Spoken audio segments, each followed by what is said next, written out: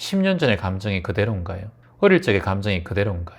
1년 전의 감정이 그대로인가요? 저는 어제의 감정도 기억이 잘 안 나는데, 그렇기 때문에 감정은 구름처럼 지나간다. 머물지 않으면 본래 심으로 돌아간다. 구름이 머물지 않으면 본래 파란 하늘이 드러나는 거예요. 그 누가 여러분께 절망을 준다 하더라도 희망 덩어리 여기 안에 있다라는 거예요. 그걸 믿어야 된다니까요.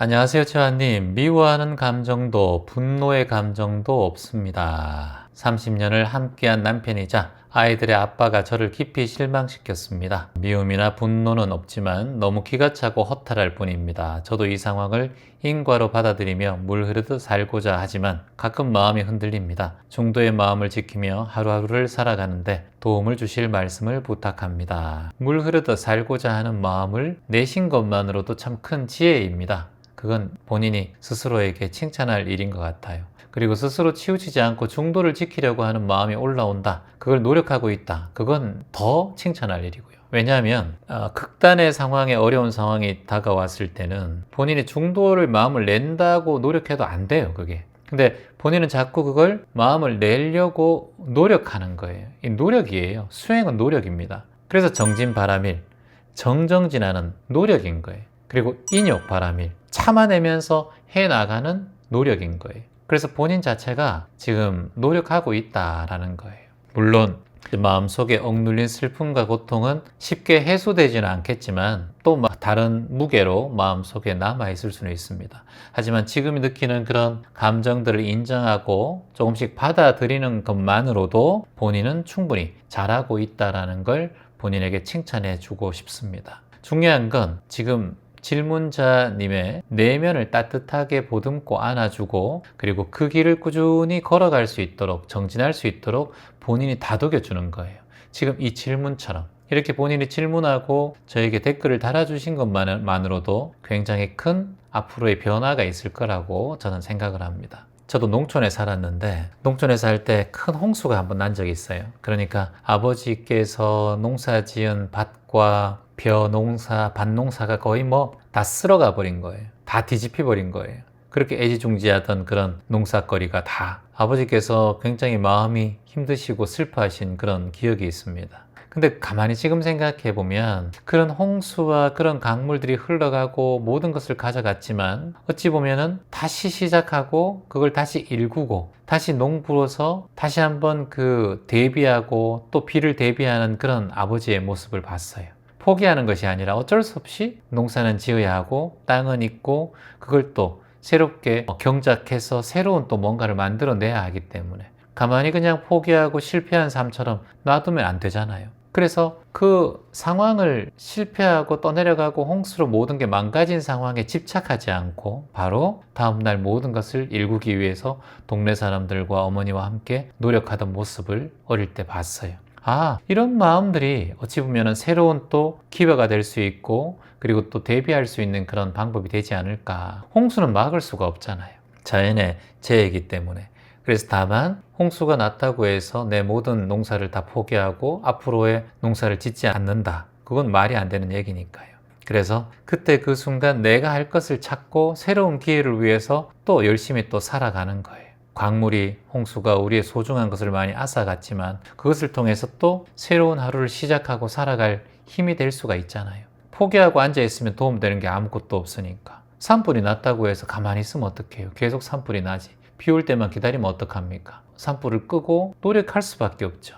놔둘수록 더 피해가 커지니까. 그래서 우리가 어떤 큰 재해나 우리의 삶에 고난이 찾아왔다 하더라도 그 고난을 바꿀 수는 없습니다. 홍수를 바꿀 수 없고 태풍을 바꿀 수 없고 산불을 바꿀 수가 없잖아요. 그러면 다만 홍수가 와도 덜 피해보도록 산불이 덜 일어날 수 있도록 조심하고 관찰하는 것. 그게 다음에 우리가 대처해야 될 유일한 방법이라고 저는 생각을 합니다. 그러니 홍수 난 걸 바라보고 자책하고 산불 난 걸 바라보고 자책하고 아무것도 하지 않고 있는 것만큼 어리석은 건 없다고 봅니다. 그래서 지금 내가 이런 상황, 남편 때문에 고통받는 이런 상황이 가장 중요한 포인트는 뭐냐면 모두 감정이라는 거예요. 뭐다? 모든 것이 다 감정이다.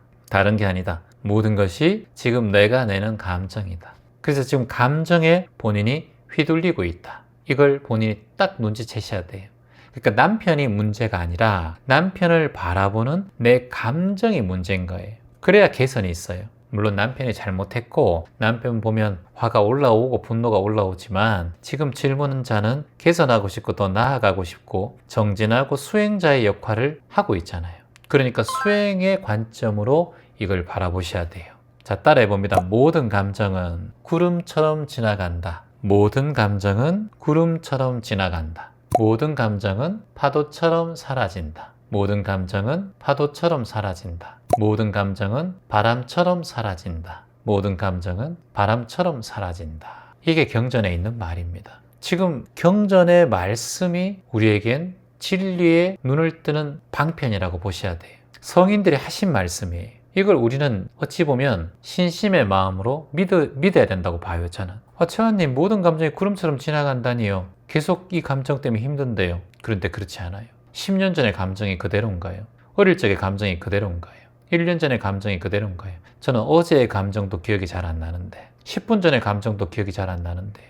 이런 마음이에요. 그렇기 때문에 감정은 구름처럼 지나간다. 머물지 않으면 본래 심으로 돌아간다. 구름이 머물지 않으면 본래 파란 하늘이 드러나는 거예요. 뒤에 파란 하늘이 있는 걸 기억해야 된다는 거예요. 파도가 일다가 멈추면 잔잔해지면 그 깊은 심에는 어떠한 파도에도 움직이지가 않아요. 그게 여러분의 희망의 의식이고 마음속에 희망 덩어리가 여기 있다는 거예요. 그 누가 여러분께 절망을 준다 하더라도 희망 덩어리 여기 안에 있다는 거예요. 그걸 믿어야 된다니까요. 그 믿음으로 그 스스로를 깨우쳐야 된다니까. 이게 중요하다는 거예요, 저는. 하나님, 부처님, 신을 믿으라는 게 아니라 내 안에 희망이 있다. 내 안에 희망심이 있다. 덩어리가 존재하고 있다. 바라고 바래서 희망의 의식이 잠재되어 있다. 그러니 다른 것에 의지하지 말고 자등명하라. 내 안에 등불을 켜라는 거예요. 그러면 슬픔도, 허탈감도, 괴로움도, 고통도 머물지 않으면 흘러가게 되어 있다. 자, 따라해봅니다. 머물지 않으면 결국 흘러간다. 머물지 않으면 결국 흘러간다. 붙잡지 않으면 결국 사라진다. 붙잡지 않으면 결국 사라진다. 주변 상황에 흔들리지 않으면 결국 본인의 마음의 중도를 지킬 수가 있어요. 지금 질문자님께서 중도를 말씀하셨는데 중도의 지름길이 뭐냐 하면 흔들리지 않는 거거든요. 자신의 길을 지키는 거예요. 이것이 본인의 중도심의 첫 단추라고 보셔야 돼요. 그래서 자고로 공자께서는 이렇게 말씀하셨습니다. 군자는 자신의 내면을 닫고 외부의 환경에 흔들리지 않는다. 우리가 마음이란 게 내가 지금 어떤 마음을 내느냐에 따라서 그 길로 가요. 내가 지금 누군가를 때리고 싶으면 때리는 행동을 해요. 내가 누군가를 돕고 싶으면 돕는 행동을 해요. 내가 지금 마음 공부하고 싶은 마음을 내면 마음 공부를 하고요. 명상을 해야지 하면 명상을 하고 있어요. 그래서 마음 가는 대로 모든 것이 이루어진다. 이걸 한문으로는 심, 소, 유, 성이라고 해요. 여러분의 마음이 곧 여러분의 길이에요. 당신의 마음이 곧 당신의 길이에요. 나의 마음이 곧 나의 길이에요. 제가 나눔 봉사 수행을 여러분들과 지금 28년째 하고 있는 이유는 이건 내 길이기 때문에 내 마음이 그쪽으로 가 있으니까 마음 길이. 그러니까 길인 거예요. 여러분도 저랑 코드가 맞아서 여기 함께 하시는 이유도 여러분의 마음이 이 길로 흐르고 있기 때문이에요. 누가 뭐래도 여러분은 세상에 조금 이롭고 나를 정화하고 치유하고 그 치유와 정화력을 통해서 내 가정, 내 가족, 내 자식, 내 부모 또는 내 배우자 좋은 선한 영향력과 희망 영향력을 끼치고 싶은 존재들이에요. 그러니까 마음 공부를 하는 거예요. 대한민국에 마음 공부하는 사람이 1%도 안 됩니다. 0.1%도 안 될걸요 아마. 이거 누가 합니까 이걸? 돈도 안 되는데. 돈이 되는 거 하잖아요. 사람은 돈도 안 되는 걸 왜 하냐 그래요. 여러분 마음의 숲 강연할 때 다 무료잖아요. 보통 강연 같은 거면 보통 3만원, 5만원씩 받잖아요. 저희들 다 무료잖아요. 책도 공짜로 주죠. 왜냐? 여러분의 마음을 움직이고 여러분의 몸을 움직이게 하기 위해서 진심을 표현하는 거예요. 여러분이 제일 소중한 존재다. 여러분의 한 걸음 한 걸음, 여러분의 몸뚱아리 하나하나, 여러분의 마음 하나가 돈 10만원, 돈 20만원보다 더 귀하기 때문에 그냥 오시는 것만으로도 축복이고 희망이라는 거예요. 그래서 마음의 속 강연은 항상 무료로 진행되잖아요. 여러분 질문도 무료고 상담도 무료고 제가 여러분들과 돈을 많이 벌려면 명상센터에서 계속 수업 열고 항상 그렇게 하고 살아야죠. 제가 왜 베트남을 가고 캄보디아를 가고 왜 아마존을 갑니까? 우리 돈 써가면서 하잖아요. 왜냐? 먼 미래를 보는 일이기 때문에 더 큰 세상을 보는 일이기 때문에, 내 세대뿐만 아니라 다음 세대를 보는 일이기 때문에, 누군가가 오셔서 여러분의 마음이 편안해지고 좋아지면 가정이 편안해지고, 그 가정이 편안해지면 그 사회가 편안해지고, 결국은 세상이 편안해지고, 이 원리를 알고 있기 때문에 가난해도 마음의 속 강에는 올 수 있는 거예요. 티켓팅 하지 않아도. 그래서 여러분, 심소유성이라고 했습니다. 유성. 내 마음 가는 대로 모든 것이 이루어진다. 내 마음 가는 대로 몸이 움직이고, 내 마음 가는 대로 말이 튀어나오고, 내 마음 가는 대로 이루어지는 거예요. 그래서 삼업, 의구신, 뜻과 말과 몸이 함께 움직인다는 거예요.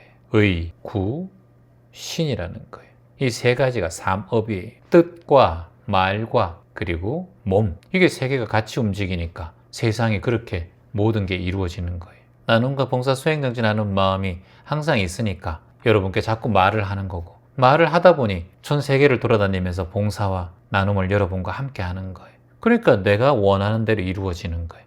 내가 원하는 삶이 이런 삶이기 때문에 여러분 덕분에 이렇게 하고 있는 거예요. 그래서 우리의 마음이 곧 우리의 길이다. 당신의 마음이 곧 당신의 길이다. 나의 마음이 곧 나의 길이다. 이게 다른 말로 표현하면 뭐예요, 여러분? 무라일체예요. 많이 들어봤죠? 물아일체. 나와 세상이 하나가 되는 거예요. 세상과 내가 하나 되는 거예요. 모든 물질과 내가 하나가 되는 거예요. 이게 뭐예요? 인류의 마음이에요. 이웃을 사랑하라. 이 말이 다 거기서 나오는 거예요. 지옥에 있는 중생을 구제하기 위해서 지장보살이 지옥으로 뛰어들어가는 게, 그게 무라일체.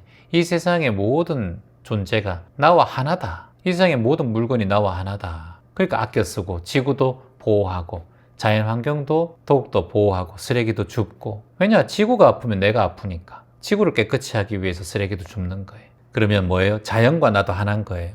그러니까 자연의 흐름을 받아들이고 내 자신도 자연에 툭 내맡겨야 돼요. 이런 태도가 중요하다는 거예요. 자, 그리고 제가 솔루션을 한 3개 말씀드리면, 첫 번째는 감정 기록. 본인의 감정을 자꾸 적어서 기록하는 거예요. 매일 감정 일기를 적고 글로 표현하다 보면 내 마음이 조금씩 가벼워져요. 글에 쓰고 나면 내 마음이 조금 해소가 됩니다. 그래서 감정 기록하기. 이게 첫 번째 솔루션. 두 번째, 감정을 해소하기 위해서 산책이나 걷기를 하는 거예요. 또는 명상. 자연 속에서 조용히 산책한다든가, 또는 벤치에 앉아서 자신의 감정을 관찰하고 흘려보내는 시간을 가지는 것. 세 번째는 도, 선, 언이에요. 이게 무슨 말이냐면, 내가 자꾸 중도 본인이 지금 하는 것처럼 자꾸 말을 하는 거예요. 어떤 말을 한다? 중도를 말하는 거. 그럼 나는 치우치지 않는다. 이렇게 얘기하면 좋아요. 걸으면서도 나는 치우치지 않는다. 나는 내 길을 걷는다. 나는 치우치지 않는다. 나는 내 길을 걷는다. 그래서 중도 명상 같은 거 하면 좋아요. 자, 그래서 그런 말을 반복하는 거죠. 조용히 앉아서 호흡하면서 나는 치우치지 않는다. 나는 내 길을 걷는다. 이렇게 호흡을 통해서 자꾸 반복하는 게 중요합니다. 확언을 말씀드리면 방금 얘기한 것처럼 나는 내 길을 걷는다. 나는 치우치지 않는다. 내 중심을 지킨다. 나는 중도로 살아간다. 나는 중도로 살아간다. 이런 말을 확언으로 쓰고 말하는 게 중요합니다. 가장 중요한 것은 우리의 삶 자체가 흐름이 우리가 원하는 대로 흘러가지 않는다는 거예요. 이거를 진리처럼 받아들이셔야 돼요. 하지만 그 안에서 스스로가 중심을 잃지 않고 중심을 잡는다면 우리는 또 중도의 길을 걸어갈 수 있습니다. 슬프고 허탈하고 괴로운 마음을 억누르지 말고 있는 그대로 받아들이고 흘려보내면서 한 걸음 한 걸음 앞으로 정진해 나가셔야 됩니다. 이미 충분히 잘하고 있다라고 본인에게 칭찬하는 마음이 다시 한 번 더 필요합니다. 감사합니다.